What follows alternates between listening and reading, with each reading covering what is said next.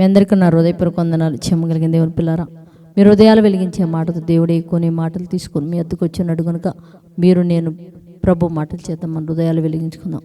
వెలిగించబోయే ముందు రాత్రి కాలం నుంచి మిమ్మల్ని, మీ కుటుంబాన్ని, మమ్మల్ని, సంఘాన్ని, సమస్తాన్ని జ్ఞాపకం చేసుకొని ఊపిరి జీవాన్ని ఆరోగ్యం ఇచ్చిన దేవుడికి ప్రభు అయిన యేసుక్రీస్తు నామములో వందనాలు తెలియజేసుకుంటూ ఈ దినం ఏ మాటలు చేతైతే మన హృదయాలు దేవుడు వెలిగించాలనుకుంటున్నాడో ఒకసారి మనం చూడగలిగితే దేవుని పిల్లరా, యోబు గ్రంథము 8వ అధ్యాయము 6వ వచనంలో రాయబడిన మాట, నీ నీతికి తగినట్లుగా నీ నివాస స్థలములను వర్ధల చేయనని రాయబడింది. దేవుని పిల్లలు, ఇక్కడ దేవుడు మనం ఏమనుకుంటామంటే, నేను ఎందుకు వర్ధెల్లట్లేదు, మా పక్కనోళ్ళు గొప్పగా వర్ధెల్లుతున్నారు, మా ఎదురోళ్ళు వర్ధెల్లుతున్నారు, ఈ పక్కనోళ్ళు వర్ధెల్లుతున్నారు, నేను నా కుటుంబం నా బిడ్డలు ఎందుకు వర్ధెల్లట్లేదని చెప్పేసి మనల్ని మనం తిట్టుకుంటూ తగ్గించుకుంటూ దేవుని పిల్లారా తక్కువగా ఆలోచిస్తూ ఎక్కువగా ఆలోచిస్తూ బాధపడుతుంటాం.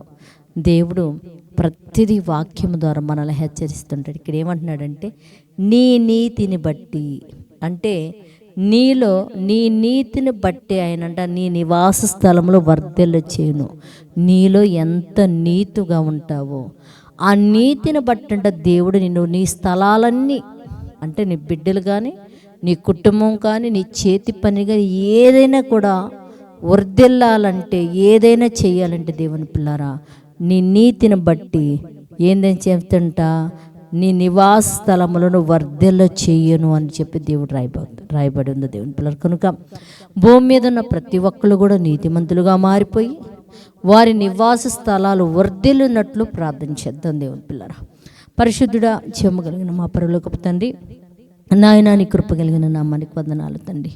నీ నీతిని బట్టి నీ నివాస స్థలాలు వర్ధెలును అని చెప్పి వర్ధెలు చేస్తానని చెప్పి తండ్రి జీవగ్రంథమందు మాటల ద్వారా మా హృదయాలను వెలిగించావు తండ్రి. అవునైనా మేము భూమి మీద నీతిమంతులుగా బ్రతుకుతున్నా తండ్రి, మా పిల్లలు రాబోయే తరాలు వర్ధెలునట్లు అట్టి నీతి మాకు అనుగ్రహించమని అడుగుతూ తండ్రి, ఎంతమంది అయితే ఈ మాటలు వింటున్నారో వారిని వారి కుటుంబాలను మీరు ఆశీర్వదించండి, వర్ధెలు చేయండి తండ్రి.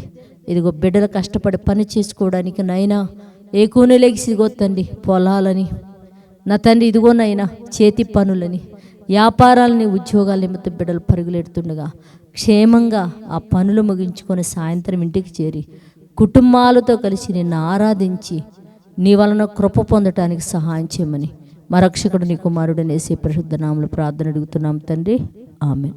మీ అందరికీ నా హృదయపూర్వక వందనములు.